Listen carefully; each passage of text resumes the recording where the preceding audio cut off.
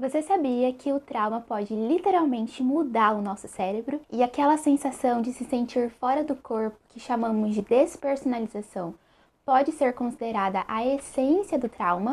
Hoje você vai entender como as experiências traumáticas afetam a nossa mente e o nosso corpo de forma real, física e duradoura. Oi pessoal, sejam muito bem-vindos ao canal. Eu sou a Daniele, sou psicóloga e por aqui nós conversamos sobre psicologia e saúde mental. E no vídeo de hoje nós vamos entender por que o tratamento de traumas precisa envolver mente e corpo. Depois de um trauma, a energia da pessoa se concentra em tentar controlar o caos interior, podendo perder a espontaneidade, a vitalidade e até desenvolver algumas doenças como fibromialgia, dor crônica. Tudo isso tem relação com uma das principais funções do nosso cérebro: garantir a nossa sobrevivência. E ele faz isso a partir de 5 passos que nós vamos ver agora. Quando está tudo bem, o nosso cérebro consegue desenvolver 5 funções. A primeira é registrar nossas necessidades básicas, como fome, cansaço, necessidade de afeto. Também cria mapas do mundo para nos ajudar a satisfazer essas necessidades. A terceira função é gerar energia para que nós consigamos ir atrás disso que precisamos para suprir essas necessidades. Quarta, mantém o nosso sistema alerta para detectar perigos. A quinta é ajustar o nosso comportamento conforme as situações ao nosso redor mudam. O problema é que depois do trauma, essas funções elas começam a falhar. Não conseguimos mais identificar quais são as nossas necessidades. Nosso corpo não consegue mapear para nos levar até onde precisamos. Muitas vezes ficamos paralisados, nossas ações não correspondem com o ambiente e as mudanças que tem nele, e até os relacionamentos começam a se desfazer. Grande parte disso acontece porque o trauma desregula uma área chamada sistema límbico, que é como se fosse o centro de comando das nossas emoções e memórias. 3 estruturas principais são profundamente afetadas. A primeira é a amígdala, que não é a amígdala da garganta.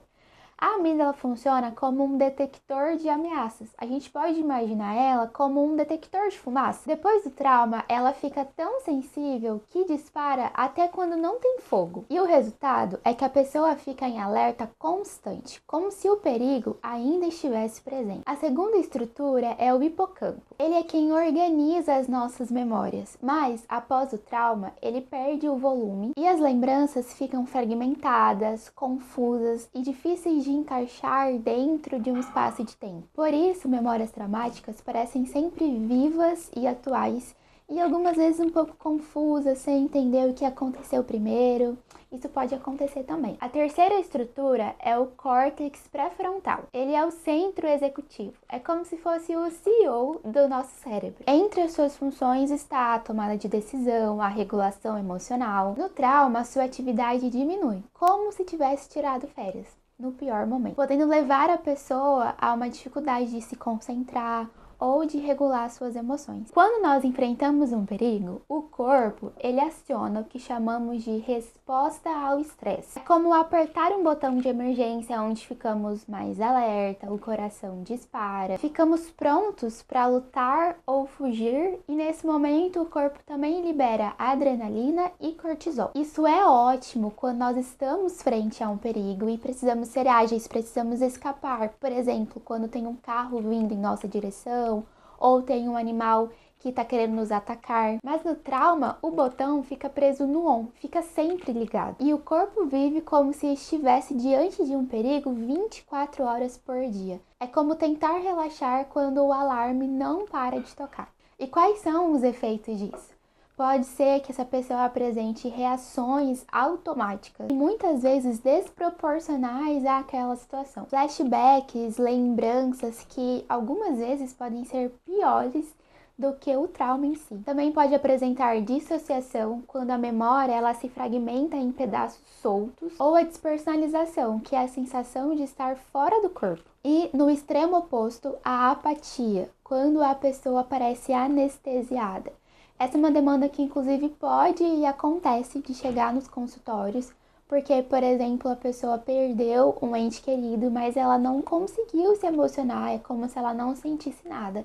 Isso é complicado para quem está vivendo, porque Para ela acha que ela é insensível, que tem algum problema acontecendo com ela. E quando também há desregulação emocional, quando tem uma resposta emocional desproporcional para a situação, por exemplo, uma raiva intensa em algo que é trivial, essa pessoa pode achar que ela tá ficando louca. Então essa é uma demanda que é possível e é, de certa forma, até comum que chegue no consultório dessa forma. A pessoa trazendo como, olha, eu acho que eu não tô bem, tô ficando doida, não sei o que tá acontecendo comigo.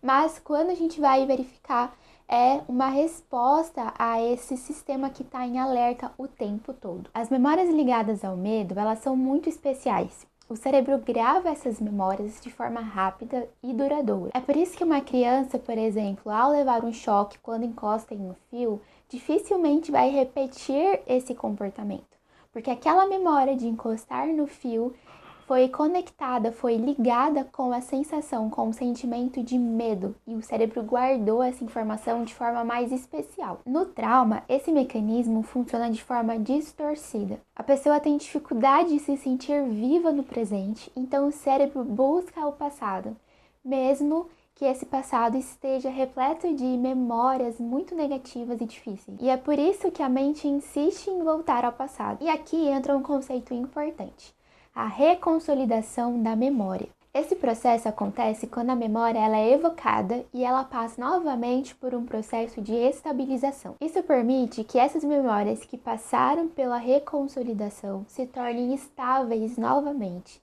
E também é possível incorporar novas informações. Ou seja, essa memória ela pode ser atualizada. Isso abre uma janela para que memórias traumáticas possam ser ressignificadas na terapia. O trauma também pode influenciar e impactar a qualidade do sono. Muitas vezes as pessoas têm dificuldade de dormir e só o fato de deitar já sentem ansiedade, porque a cama virou gatilho para possíveis pesadelos. E o cérebro associa o ato de relaxar com o perigo. O resultado é um sono superficial, com muitas interrupções e menos tempo de reparação durante o sono. É como tentar descansar com a mente funcionando como um detector de ameaças o tempo todo. A boa notícia é que a mesma capacidade que permitiu o trauma mudar o cérebro pode também curá-lo. É o que chamamos de neuroplasticidade, que é a habilidade do cérebro criar novos caminhos. O tratamento não apaga as memórias, mas ajuda o cérebro a trilhar novas rotas, fazendo com que essas memórias percam a força. O tratamento eficaz envolve terapia e medicação. Na terapia, será possível mostrar ao cérebro que o perigo já passou e que nós estamos em um lugar seguro. E tudo isso funciona melhor quando essa pessoa tem uma rede segura de apoio. Então, pra gente recapitular, o trauma, ele afeta o nosso cérebro, não é uma frescura. O sistema límbico fica desregulado, a resposta ao estresse trava no modo sobrevivência. Memórias traumáticas funcionam de forma diferente, mas graças à neuroplasticidade existe possibilidade de cura. Se você se reconheceu nesse vídeo, saiba, a sua experiência é real e válida. Não existe prazo para se curar de um trauma. Cada pessoa tem o seu tempo e pedir ajuda faz parte desse processo. Se esse conteúdo fez sentido para você, compartilha com alguém que pode se beneficiar desse vídeo também. Se inscreve no canal e me conta aqui nos comentários se fez sentido para você, se foi bom ouvir isso, se foi esclarecedor. Na descrição você encontra materiais e indicações de leitura sobre esse tema. E também o link das minhas outras redes sociais para que você me acompanhe por lá também. E lembre-se, o trauma pode fazer parte da sua história, mas ele não precisa ser o teu futuro. Tchau, tchau e até o próximo vídeo.